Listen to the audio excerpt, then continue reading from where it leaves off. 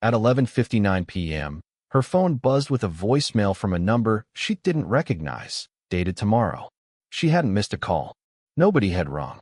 And when she pressed play, the voice on the other end already knew exactly what she was about to do next.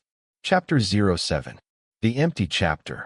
The first voicemail arrived on a Tuesday, and for the first hour, she didn't think about it at all. She was used to her phone buzzing at odd times, work emails, spam calls, the occasional midnight text from a friend 3 time zones away. So when the notification appeared at 11:59 p.m., one new voicemail, unknown number, she assumed it was nothing worth losing sleep over. She almost didn't listen to it until morning. Almost. Something about the timestamp caught her eye before she could look away. Not the time the message had arrived. The date attached to it, sitting in small gray text beneath the caller ID. Tomorrow's date. She stared at it for a long moment. The way you stare at a typo you're certain you've misread, and told herself it was simply a glitch, a scheduling error somewhere in the carrier's system, a timestamp rendered in the wrong time zone. She pressed play anyway, mostly out of curiosity, the kind of idle curiosity that costs nothing until it does. The voice on the recording was a stranger's, calm and pleasant, almost professional, describing her upcoming day with the flat, ordinary tone of someone reading a weather report. It said she would spill coffee on her blouse tomorrow morning, right before an important meeting. It said she would take the stairs instead of the elevator because the elevator would be out of service. It said nothing frightening at all, nothing but small, mundane, forgettable details about an ordinary day that hadn't happened yet. She deleted it and went to bed, mildly annoyed, and thought no more about it. The next morning, she spilled coffee on her blouse 40 minutes before an important meeting. The elevator in her building had an out-of-service sign taped crookedly across its doors, and she climbed 6 flights of stairs while telling herself, with increasing difficulty, that this was simply coincidence. Coffee spills happened. Elevators broke down.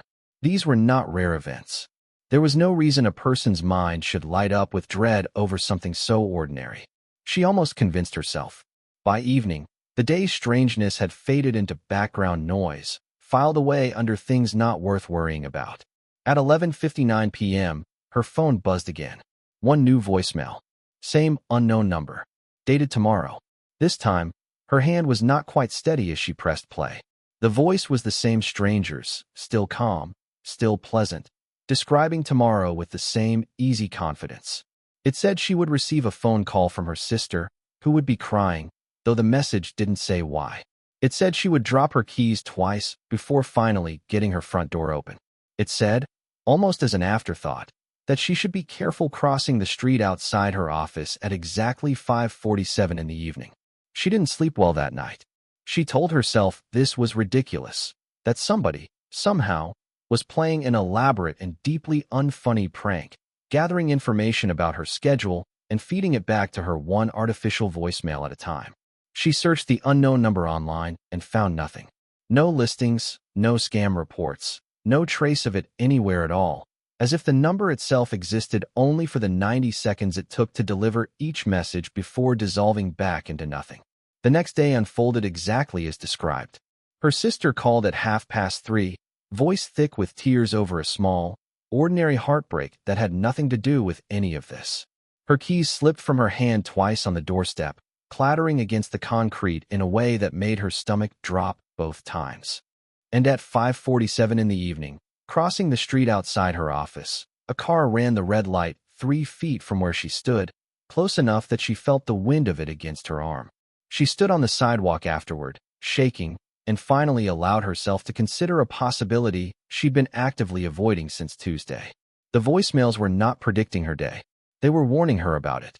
That night, she didn't wait for 11:59 to arrive with dread. She watched the clock count down to it, phone gripped tightly in both hands, some small and desperate part of her hoping the pattern would simply break, that tonight would be the night nothing came. At 11:59 exactly, the phone buzzed.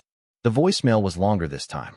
The stranger's voice had lost some of its pleasant, professional calm, replaced by something quieter and more deliberate, and it described things about tomorrow that no scheduling system, no prankster, no stranger with access to her calendar could possibly have known. It described the exact words her mother would say to her during a phone call neither of them had scheduled. It described a scar on her left knee from a childhood bicycle accident and the specific, private nickname her father used to call it before he passed away. It described, in careful and unhurried detail, a conversation she had once had with herself, alone in her car, that she had never spoken aloud to another living soul. She sat on the edge of her bed for a long time after the message ended, unable to move, unable to fully process what she had just heard.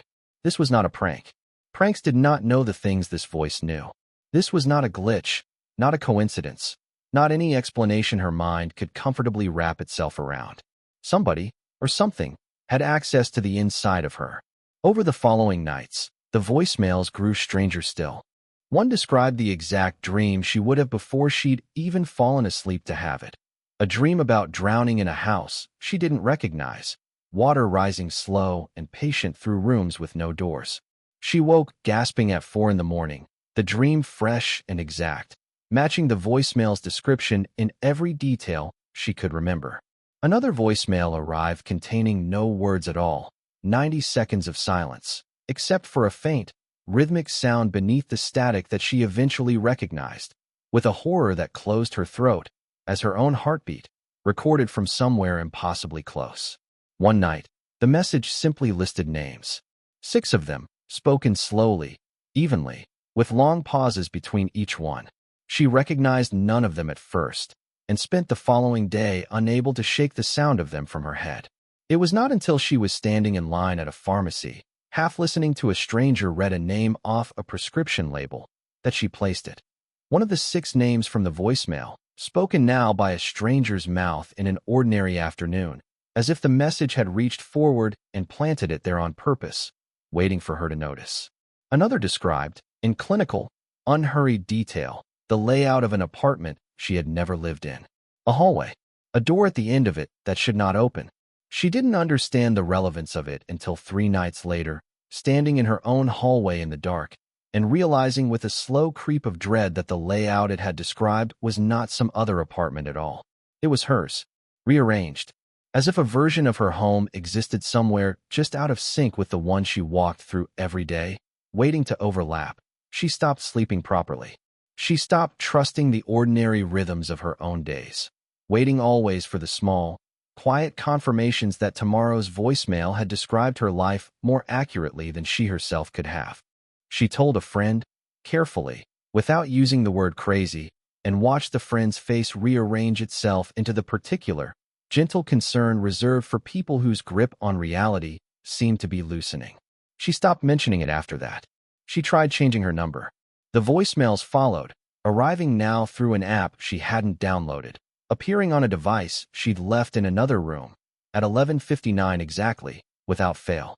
She tried turning her phone off entirely, powering it down at 11 each night, and hiding it in a drawer across the apartment. In the morning, she would find one new voicemail waiting regardless, time-stamped 11:59, as though the phone had simply chosen, on its own, the moment it wished to wake. 13 nights after the first message arrived, she came home late, exhausted from a day that had unfolded exactly as 3 separate voicemails had predicted it would, and found her phone already lit up on the kitchen counter, the screen glowing in the dark apartment, though she hadn't touched it since morning. One new voicemail. Timestamp. Tonight. Not tomorrow. Her hand trembled as she pressed play. It was her own voice. Ragged. Breathless. Speaking in the particular, cracked tone of someone in the middle of something terrible. Someone who had perhaps only seconds to get the words out before whatever was happening to them reached its conclusion. Her own voice told her, urgently, to leave the apartment immediately, to not look behind her, to not check the bedroom, to get to her car and drive and not stop driving until the sun came up. The message ended abruptly, cut off mid-word, replaced by a long stretch of static. She stood frozen in her kitchen, staring at a phone that had just played back a recording of her own voice describing an event that, according to every rule of time she understood, had not happened to her yet. Behind her, deep in the apartment, she heard the bedroom door creak, slow, deliberate, the sound of something opening on its own. She didn't check it. She didn't look behind her. She ran, exactly as the voice had told her to, out the front door and down the stairs and into her car, driving through empty streets with no destination in mind beyond simply away, until the adrenaline finally burned off somewhere past dawn and left her shaking, alone, parked on the shoulder of a highway she didn't recognize. Her phone buzzed once more as the sun rose. She almost didn't look. She made herself look anyway. One new voicemail. Timestamp. Tomorrow, 11:59 p.m. She pressed play with hands that had stopped fully belonging to her, and the voice on the recording was her own again, but calmer now, steadier, speaking with the same flat, pleasant confidence the very first stranger's voice had used 13 nights earlier. It thanked her for listening this time. It said the next one would come tomorrow, as always, and that she should not be afraid, because she had always answered it before. She had always known what to do. She had done this so many times now that the fear had simply become part of the routine, the same way a person eventually stops noticing the sound of their own front door closing. It said one more thing before the message ended, quiet and almost gentle, the words settling into her chest like something cold sinking through water. It said this was not the first time she had run from that apartment. And it said she should try, this time, to remember why she kept forgetting. The message ended. The static returned, brief and total, before the call log simply blinked out of existence, as if it had never been placed at all. She sat in her car on the side of an unfamiliar highway, phone silent in her lap, and found she could not remember, no matter how hard she tried, a single one of the mornings that were supposed to have come before this one.